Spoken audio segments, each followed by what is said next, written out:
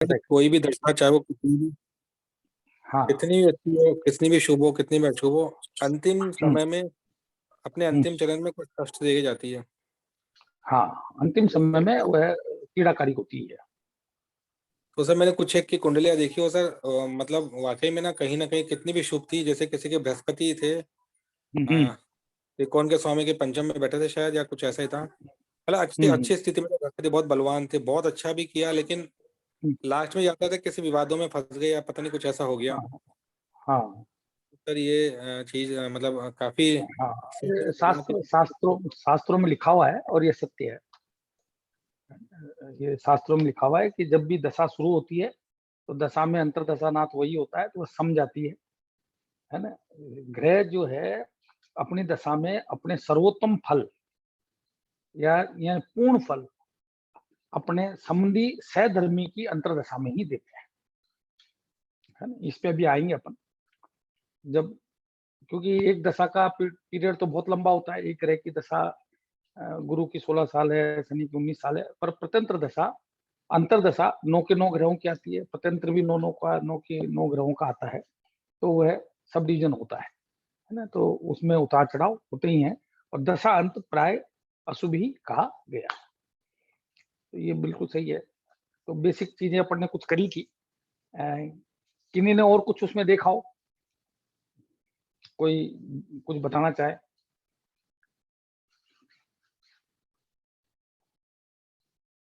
हाँ पंकज जी, आप कुछ बताना चाहें, कुछ देखा हो आपने स्पेशल? हेलो। कुछ सर मैं ये देख रहा था कि आपने? सर शुभ हाँ, ग्रहों की दशा जो अंतिम, तो सर उनका तो थोड़ा बहुत ठीक होना चाहिए फिर भी। हाँ, वो पाप की ज्यादा खराब होगी तो शुभ की कम नहीं थोड़ी कम खराब होगी, पर खराब होगी। वो शुभ नहीं कही गई है, ऐसा शास्त्रगत लिखा गया है ना। ये बात है। जी सर। चलो आगे बढ़ाता हूँ। है, जी सर। देखिए मैंने आपको संबंध सधर्म भी बताया और कुछ बेसिक चीजें भी बताई, और अब मैं थोड़ा सा आपको आगे लेके चलता हूँ।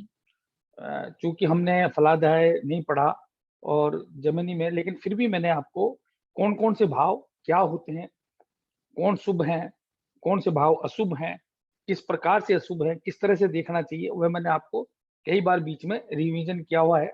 जब मैंने शुभ करता पाप करता बताया था तब भी बताया था, छोटी सी नॉलेज मैंने उस समय भी दी थी कि कौन से भाव क्या कहलाते हैं। तो मैंने आपको बताया केंद्र त्रिकोण जो है ना शुभतम स्थान है, इनका संबंध शुभतम होता है ना। तो हम जो ग्रहों का जो डिवीजन करेंगे दशा अंतरदशा के निर्णय से पूर्व, जो भी दशा है, जो भी अंतरदशा नाथ है, उसके संबंध में हम निर्णय करेंगे। क्या निर्णय करेंगे? पहला निर्णय करेंगे कि वह ग्रह योगकारी है क्या। योगकारी का मतलब होता है अत्यंत शुभ, अत्यंत शुभदायी। दूसरा, वह शुभ है। तीसरा, वह पाप है। चौथा, वह मारक है। ठीक है ना। ये चार हम विभाग करेंगे, ग्रह के चार विभाग करेंगे। क्या करेंगे? योगकारी, शुभ, पाप और मारक। मैं एक बार फिर रिवीजन करना चाहूंगा, आपको बताना चाहूंगा कि योगकारी ग्रह कौन, योगकारी ग्रह कौन। तो योगकारी ग्रह होता है जो केंद्र त्रिकोण के स्वामी।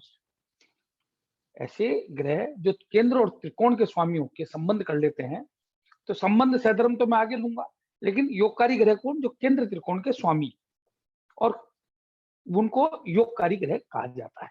त्रिकोण सबसे शुभतम, मैंने आपको बताया था कि लगन सबसे शुभतम है, उसके बाद पंचम नवम है, उसके बाद केंद्र है। केंद्र में भी मैंने आपको ये स्पष्ट किया था कि शुभ केंद्र, शुभ राशियां केंद्र में होने पर अपने शुभत्व के प्रति उदासीन होकर इसको स्थगित कर देती है, और पाप राशियां अपने पापत्व के प्रति उदासीन होकर उसको स्थगित कर देती है। मैंने ये भी बताया था कि शुभ ग्रह का शुभत्व छोड़ना सबसे बड़ा पाप है, और पाप ग्रह का पापत्व छोड़ना सबसे बड़ा शुभ फल मानना चाहिए। ये भी मैंने आपको क्लियर किया था। तो योगकारी यानी केंद्र त्रिकोण, त्रिकोण में यहां मैं 1 5 9 लगन को भी शामिल करूं तो लगन तो शुभतम है, उसके बाद पंचम नवम और केंद्र, ये शुभ योगकारी है, ये योगकारी कहलाता है।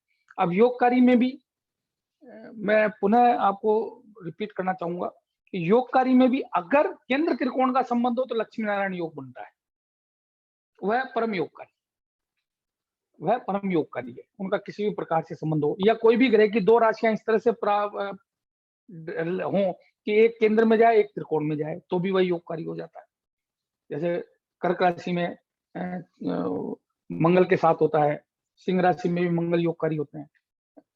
अब मान लीजिए किसी का 10वां 11वां भाव में शनि की राशियां हों, है ना, तो वृश्चिक लगन में, सॉरी इसमें वृषभ लगन में, तो वह भी योगकारी हो जाते हैं। ऐसे चतुर्थेश और पंचमेश हो सकते हैं। तो तुला राशि में, तुला में जो है शनि परम योगकारी होते हैं हमेशा, वृषभ में और तुला में शनि परम योगकारी होते हैं। शनि की राशियों में शुक्र परम योगकारी होते हैं। इस प्रकार से, है ना, इस प्रकार से हमको देखना चाहिए। तो वो है, मैं जो फलादायक करूंगा तब और बहुत विस्तृत रूप में समझाने वाला हूँ। यहाँ आपको मैं एक मूलभूत उससे समझाया। इसके साथ साथ मैंने आपको बहुत स्पष्ट समझाया कि ग्रह शुभ करता है या पाप करता है। उसके जो 24-25 पैरामीटर हैं वह सब आपके मन मस्तिष्क में स्थापित होने चाहिए। उसके आधार पर आप शुभकर्ता और पापकर्ता का डिसीजन करेंगे, है ना। ग्रह दो राशियों का भी स्वामित्व प्राप्त कर सकते हैं, एक शुभ हो और एक अशुभ हो, है ना। दो राशियों का भी ऐसा भी हो सकता है कि एक शुभ हो और एक अशुभ हो। तो उस समय हमको देखना है कि ग्रह की मूल त्रिकोण राशि कहाँ है, ग्रह किस राशि को प्रभावित ज्यादा कर रहा है। जिस राशि में बैठा है प्राथमिकता से उसके फल देगा, है ना।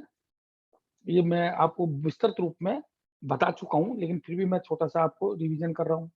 तो दो राशियां हैं, एक शुभ स्थान पे बैठी है, एक पाप स्थान पे बैठी है, तो वह शुभत्व को कम कर देती है। एक और जहाँ पापत्व कम हो जाता है वहां शुभत्व भी कम हो जाता है।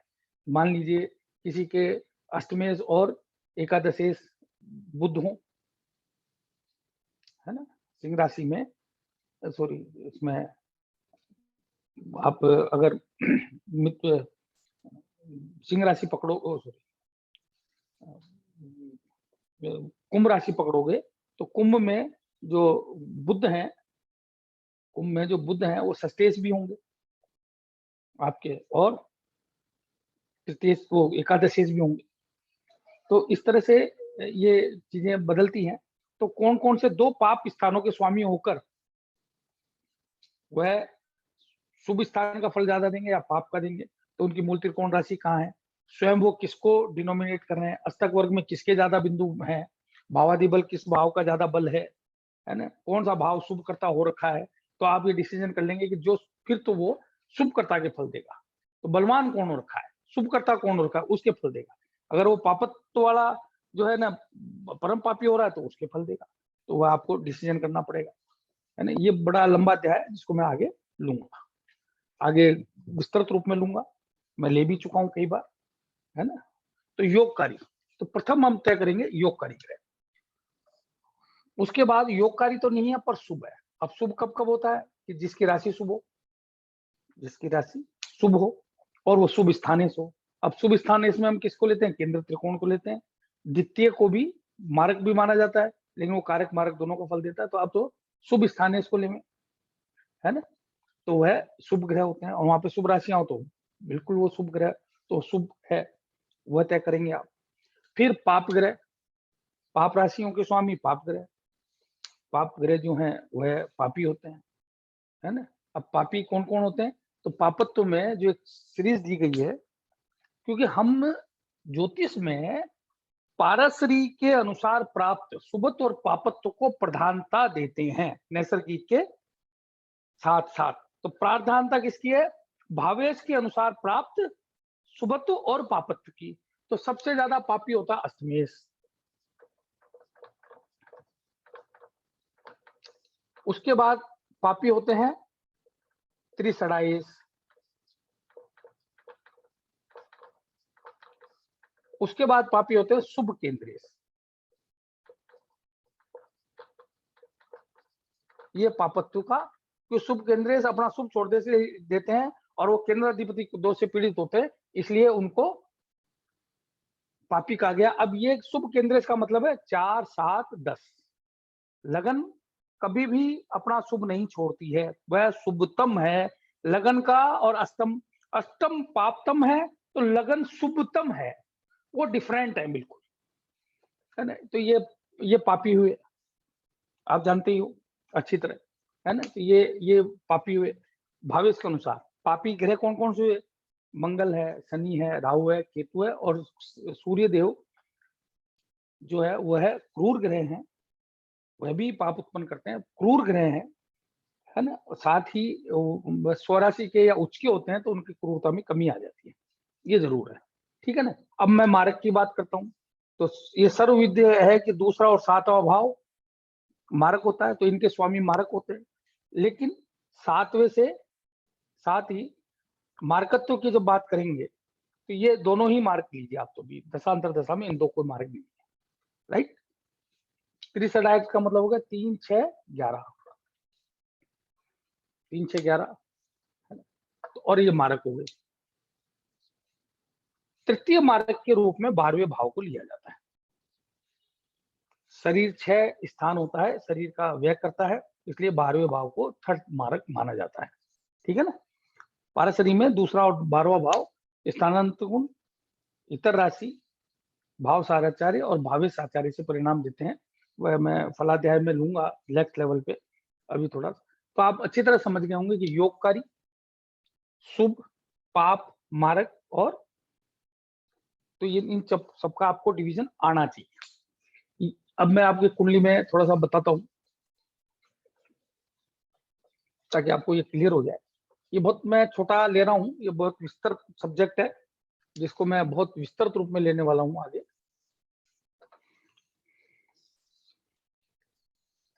ये एक मैं मेष लगन की कुंडली बना रहा हूँ।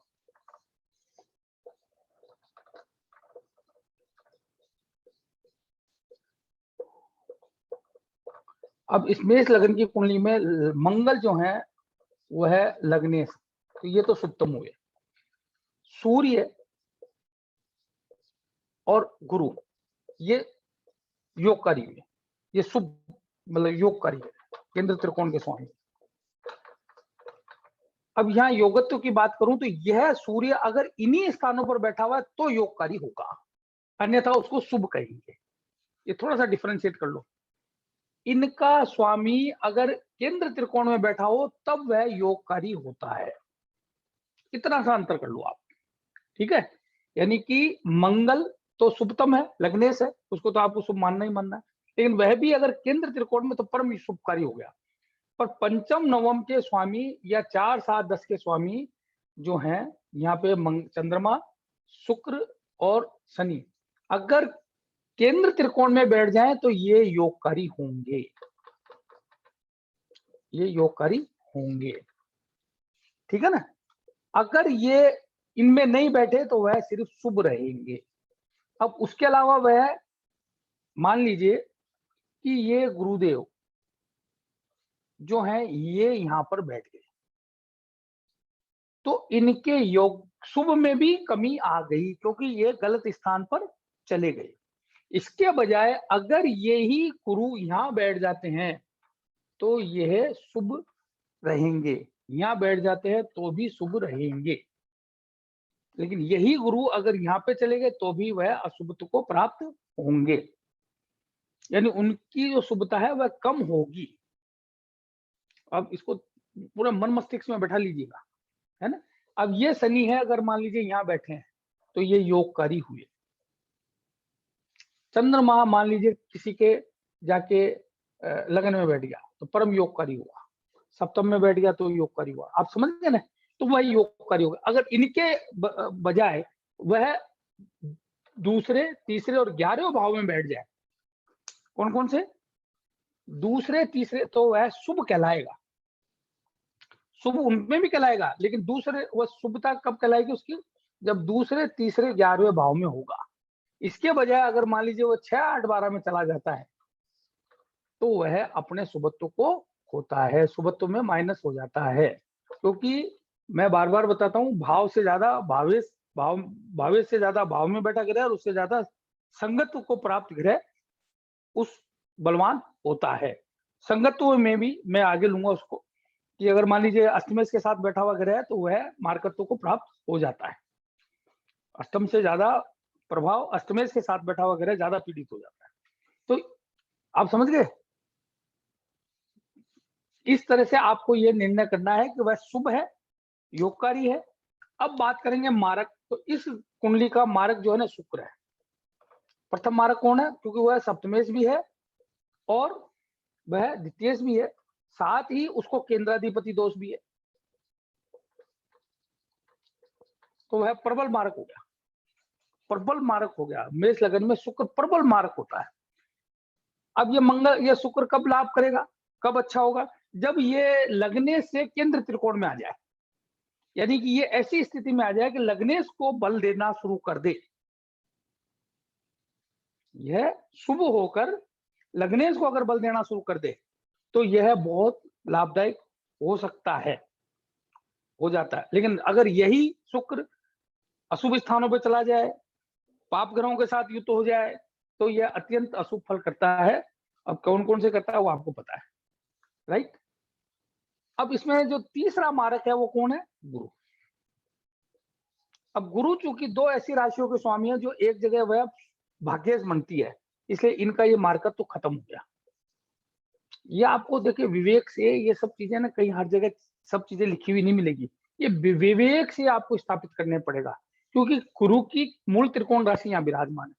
लेकिन अब यही गुरु अगर यहाँ आ जाते हैं, यही गुरु यहाँ आ जाते हैं तो यहाँ का बल कम हो गया, यहाँ से 12 में चले गए तो इसका व्यय करेंगे, साथ ही वह इस घर को देखेंगे। लेकिन गुरु के संदर्भ में ये एक एक्सेप्शन है, या कि गुरु अगर 9वें से होकर 8वें में चल जाए तो परम योगकारी होता है, क्योंकि वह आयुष बढ़ाता है, 12वें भाव के पापत्व को खत्म करता है, खूब मात्रा में धन देता है और सुख बढ़ाता है। तो वह बहुत शुभ कहा गया है गुरु के मामले। अन्य ग्रहों के मामले में ऐसा नहीं है। मैं जो कहना चाह रहा हूं वो भाव आप समझ रहे होंगे, है ना। इसी प्रकार सूर्य, है ना। तो मारक कौन हुए ये। अब पापी कौन हुए? बुध, मंगल। अब छठे का तो ये 12वें का तो मैंने बता ही दिया, 6-8-12 पापी होते हैं। तो वह तो बुध दो पाप स्थानों के स्वामी हैं, तो मेष लगन में बुध सबसे ज्यादा पीड़ाकारी हो गए, दो अशुभ स्थान के। और 11वां शनि। लेकिन लाभेश जो है देह का और जीव का जरूर नुकसान करता है, पर भौतिक सुख देता है। पर मेष लगन में शनि प्रबल मारक होते हैं, लेकिन लाभकारी भी वही होते हैं। अगर वह शुभ संबंध कर ले तो लाभ देंगे, वो आगे का विषय है। तो ऐसे आपको तय करना है कि मारक कौन है, अष्टमेश कौन है। तो मंगल प्रबल मारक है अष्टमेश होकर, फिर उसके बाद बुध है, फिर ये 3-6-11 में, तो फिर उसके बाद शनि है। तो ये पापी हो गए और ये मारक हो गए। अब इसके बाद मैं लेता हूं मेष। इसको समझना बहुत जरूरी है, नहीं तो सारी दशांतर दशा आप समझ नहीं पाओगे।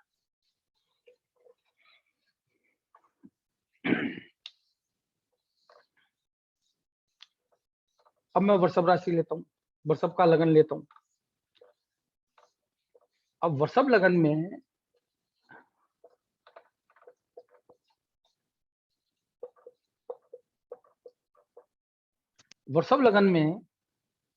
अष्टमेश हुए बृहस्पति,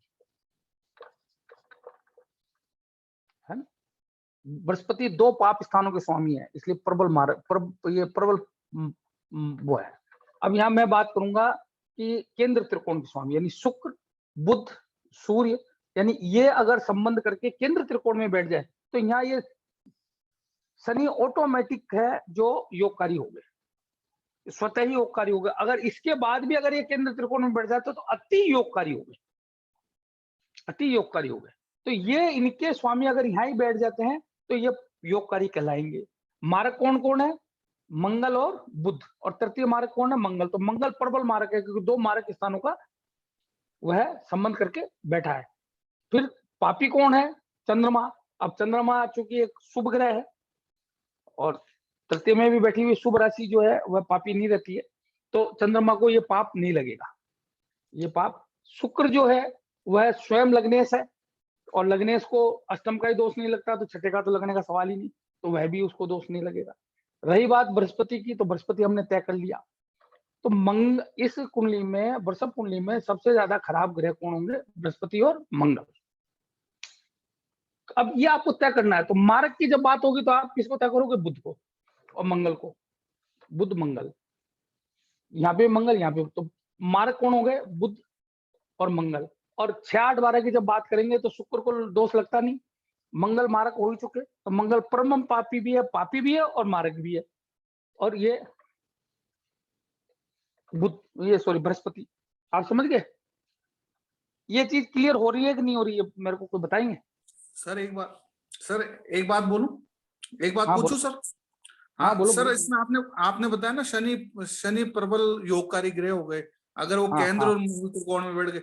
और सर यही शनि अगर षष्ठेश बैठ गए तो, जो उच्च राशि में हो गए तो भी भाई उनकी दोनों राशियां केंद्र त्रिकोण में बैठ रही है, तो नवम दशम योग सर्वश्रेष्ठ योग कहा गया है, जो ऑटोमेटिक उनको प्राप्त है। वह छठे से भी रस निकाल देंगे, क्योंकि वहां जाके उच्च की ओर हो गए। ये तो और जोरदार योग हो गया, है ना। कर्मादि धर्माधिपति योग कर्मेश होकर शनि यहाँ बैठ गए हैं, तो यह पूरी कुंडली को बलवान करेंगे। और ये सर अगर अष्टम में भी हाँ, सर ये गुरु जो आप बता रहे हो ना, गुरु जो अष्टमेश और एकादशेश है, और सर ये गुरु अगर मान लो अष्टमेश ही बैठ गए तो इस कुंडली में ये तो अपन जानते ही हैं कि सौराशि का ग्रह अपने घर को नहीं बिगाड़ता। ये तो हम जानते हैं नहीं, ये तो हम बहुत पहले ही पढ़ चुके हैं। हाँ नहीं सौराशि सर, का ग्रह कोई भी होता है तो वो सर्वोत्तम होता है, तो वह तो अपने घर को क्यों बिगाड़ेगा, है ना। फिर तो वो लाभ करेगा, तब तो वो लाभ करेगा, हाँ है तो ना, सर इस अपने घर को कुंडली तो में बचाएगा ना। जैसे वृषभ लगन में गुरु और मंगल सबसे खराब हो रहे हैं, तो फिर सर गुरु यहाँ बैठ के थोड़ा सा इसके वो खराब को कम एक्सेप्टेंस, वो एक्सेप्टेंस है, वो तो अपन बहुत पहले पढ़ चुके हैं, वो तो आपको देखना ही पड़ेगा। मैं तो एक स्थितियां बता रहा हूँ कि कौन कैसे कैसे होता है। अब कहाँ बैठ के क्या क्या हो गया। अब ये मान लीजिए, आप तो अभी ये बात करोगे कि ये मंगल जो है ना परम मारक है। अब ये मारक हो गए, 2 मारक स्थानों के स्वामी। मान लीजिए ये अष्टम में बैठ गए,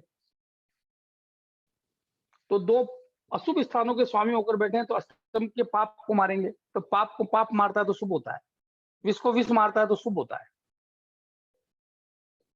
तो ये मंगल का दोष खत्म हो गया। वो एक्सेप्ट, वो स्थितियां मैंने अभी नहीं बताई आपको, वो उस पर नहीं। मैं तो आपको एक जो दशा के लिए जो जरूरी है ना, उतनी चीज बता रहा हूँ, ठीक है ना। ऐसा तो बहुत सारी चीजें चेंज होगी। विपरीत राजयोगी बनेंगे, अच्छे राजयोगी बनेंगे। विपरीत राजयोग में विष विष को मारता है, तो बुरा बाधकपति अगर 6, 8, 12 में बैठता है, पीड़ा में हो जाता है। जितना ज्यादा खराब होता है उतना शुभ उत्पन्न करता है। अरे भाई, यहाँ तक शास्त्र में कहा है कि अगर ग्रहण किसी व्यक्ति के 3, 6, 10, 11 भावों में पड़ता है तो वो शुभ कर होता है, यानी अशुभ स्थानों पर अष्टम को छोड़ के पड़ता है तो वो शुभ होता है। तो ये वो सब चीजों पर अपन बाद में, है ना, वो तो आपको पता ही कि सौराशि का ग्रह उत्तम फल करता है। सर आपने कहा कि योगकारी ग्रह जो होता है केंद्रेश और त्रिकोणेश के स्वामी होते हैं, और सर दूसरे में हाँ, आपने कहा केंद्राधिपति दोष भी लगता है।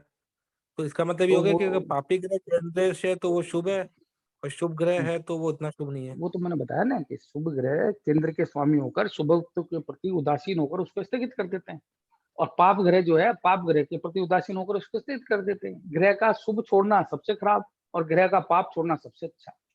पर मैं जो सर योगकारी कह रहा हूँ वो कह रहा हूँ केंद्र त्रिकोण दोनों का प्रभाव होना चाहिए उनके अंदर। वह लक्ष्मी नारायण योग होना चाहिए। इंडिविजुअल जब बात करोगे तो बात अलग है, मैं कम्युनिटिव बात कर रहा हूँ। योग कर का मतलब कम्युनिटिव।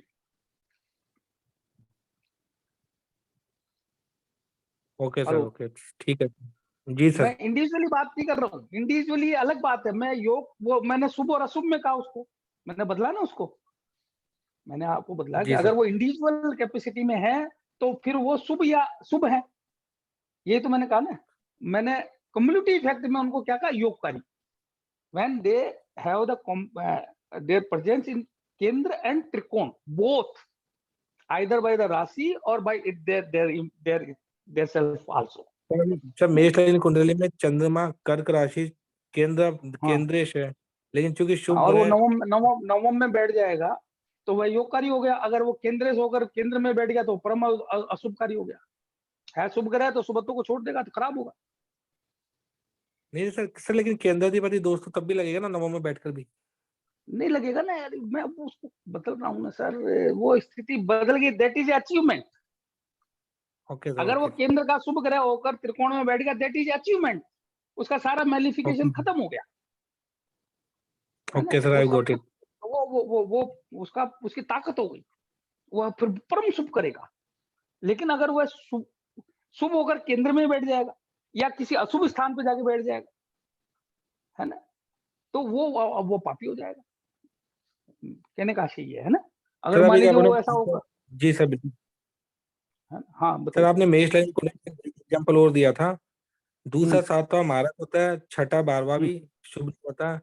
फिर आपने हम्म, उसमें मंगल का नाम भी लिखा था, अष्टम का स्वामी मंगल है, हम्म। आपने लिखा था, फिर पे बात हुई नहीं लेकिन। तो फिर आपने बताया बुद्ध तो मंगल परम। लग्नेश को अष्टम का दोष नहीं लगता ना, इसलिए नहीं लिखा मैंने उसको। लग्नेश मेष राशि में लग्नेश मंगल होगा, उसकी मूल त्रिकोण राशि लगन में बैठी हुई है, और लग्नेश को अष्टम का दोष नहीं लगता है। कब लगता है? इसलिए उसका जब वह, क्योंकि वह स्वयं जीवन है, वह स्वयं है। वह कब अपने आप को कब मारेगा? जब किसी अशुभ स्थान पर चला जाए, पापी ग्रहों से युद्धग्रस्त हो जाए, पाप कतरी में चल जाए, बलहीन हो जाए, षोडश वर्ग में चला कमजोर हो जाए, षड बल में, तो वह जब पाप दशाएं आएगी तो अपना वो सारे पाप को अपने पर ओढ़ लेगा और दुख पाएगा। लगन जो है वो पाप रिसिपेंट होते, किसी भी प्रकार के फल को प्राप्त करता होते हैं, देता नहीं होते हैं, वो प्राप्त करते हैं, उत्पन्न करता होते हैं, है ना? किसी अन्य यानी को सर नहीं देते मेष हैं लाइन जो। को हम्म, अष्टमेश तो मतलब एक तरह से खत्म हो गया, जो सबसे अशुभ चीज होती है कुंडली में, ये मेष लगन अधूरा में। हो गया। अरे भाई, नहीं अधूरा, हाँ वो ये तो मतलब अगर अगर अष्टमेश अच्छी ये जगह पहुंच देखिए, जाए तो। ये वो मैं फलादाय में अब ये मंगल है, अगर ये मंगल जो है यहाँ बैठ गए तो परम योग का योग है। लेकिन यही मंगल मान लीजिए यहाँ पे बैठे, यही मंगल यहाँ पे बैठे हैं और ये शनि से दृष्टि प्राप्त कर रहे हैं, है ना? और मान लीजिए ये 22वें दृश्य कांड के षोडश वर्ग में भी कमजोर है या बल भी कमजोर है, तो यही मंगल जब इनमें कोई पाप मार्ग की प्रबल माम दशा आएगी तो ये अपने आप को सेफ नहीं कर पाएंगे, क्योंकि इनके अंदर इतनी ताकत नहीं है, ये शत्रु के हत्थे भी चढ़ सकते हैं, है ना? तो यहाँ पे है लग्नेश। अब मैंने एक बात बोल दी कि लग्नेश को अष्टमेश का दोष नहीं लगता, तो ये तो एक वक्षमाण नियम है, लेकिन वह बहुत पीड़ा में हो जाए। मान लीजिए यही मंगल बुध के साथ भी हो जाए और शुक्र बुध की महादशा आ जाए और उसमें मंगल का प्रत्यंतर आ जाए, तो ये आदमी एक्सीडेंट में बहुत पीड़ा पाएगा, सिर फटके और मृत्यु योग बनता है। तो वो सब बातें हैं, है ना? वो बहुत आगे की बात है, वो मैं अभी आपको जो फलादाय करूंगा ना उसमें बहुत बारीक समझाऊंगा। मैं तो अभी दशा के हिसाब से बात कर रहा हूँ ना, आपने बात तो सही पकड़ी है। तो आप समझ गए कि किस तरह से योगकारी, किस तरह से शुभ और किस तरह से आप मारक और पापी ग्रह का निर्धारण करेंगे, जो मैंने आपको समझाया। थर्ड नंबर पे शुभ केंद्रेश को पापी माना गया है। मैंने लिखा ना, पापी कौन? अष्टमेश, फिर उसके बाद त्रिसडाएस और फिर शुभ केंद्रेश, यही मैंने आपको बताया। मारक दूसरा और सातवां भाव, है ना? तीसरा मारक कौन होता है? 12वां भाव। थर्ड मारक क्योंकि शरीर का व्यय करता है, शरीर हानि स्थान है, तो उसको थर्ड मारक कहा गया है। दूसरा भाव जो है वह कारक मारक दोनों के प्रभाव रखता है, और सातवां भाव भी कारक मारक दोनों के प्रभाव रखता है। लेकिन मारकत्व की जब बात करेंगे तो ये मारक होते हैं, और हर राशि में मारक बदलते हैं। ये क्लियर? मेरे को 12 के 12 समझाने की जरूरत है क्या, बताइए? हेलो, जबकि मैं समझा चुका हूं ये 12 के 12। हेलो, हाँ पंकज जी, कोई नए नए जो क्लास में है, जो पहली बार ज्योतिष सीख रहे हैं? हाँ जी, हाँ जी। नहीं हेलो, सर ठीक है, समझ में आ गया जैसे मारा काम ने बताया। हाँ, जैसे जैसे नए नए नए सोमा जी आप बताओ, आर यू गेटिंग? हाँ सर, समझ में आ रहा है ये। है ना? लगन के लिए, हाँ जी। हाँ, हर लगन में मारक बदलेगा, हर लगन में पापी हाँ बदलेंगे, हर लगन में शुभ बदलेंगे, हर लगन में त्रिकोण बदलेंगे, ठीक है ना? ये तय करना आपको आना चाहिए, राइट? अब मैं समझता हूँ आपको ये क्लियर हो गया होगा, ये योगकारी, शुभ, मारक और सॉरी पाप और मारक क्लियर हो गया होगा। राइट। अब मैं आगे चलता हूं। अब पहला नियम क्या है, मैंने आपको बताया कि संबंध, आपको अच्छी तरह याद है कि हम 4 प्रकार के संबंधों की बात करते हैं, पर शास्त्र कहते हैं कि आदमी को 5 प्रकार।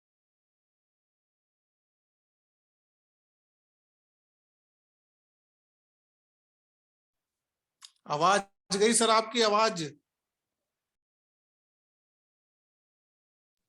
हेलो, अब हेलो, आ गई सर, हाँ आ आ रही है गई। सर। हाँ, तो सबसे पहले समधि, दूसरा असमधि। भाई दो ही तो हो सकती है स्थिति, या तो ग्रह समधि होगा या असमधि होगा, इसके अलावा तो कोई स्थिति हो नहीं सकती, राइट। तीसरा, ग्रह सहधर्मी हो सकता है, जो मैंने आपको समझाया था सहधर्मी कौन होते हैं। समधर्मी हो सकता है, जिसको अनुभय धर्मी भी कहा गया है, अनुभय धर्मी। और ग्रह विरुद्ध धर्मी भी हो सकता है। ये 3 धर्म है और 2 संबंध है। ये आप मन मस्तिष्क में बैठा लो कि समधि असमधि 2 ही स्थिति बनेगी। फिर सहधर्मी हो सकता है, समधर्मी हो सकता है ना, और विरुद्ध धर्मी हो सकता है। या समधर्मीता सिर्फ 2 ही ग्रहों को प्राप्त है, दूसरे और 12वें। ये समधर्मी होते हैं, ये स्थानानुगुण परसाचार्य भाव साचार्य से परिणाम देते हैं। या अनुभय धर्मी, यानी कि जो न्यूट्रल होता है, यूं पकड़ो जो न्यूट्रल होता है, मतलब जो जिसको न तो वो विरोध करना है, न उसको उसके साथ जाना है, वह न्यूट्रल होता है समधर्मी। क्लियर? ये मन मस्तिष्क में बैठा लो।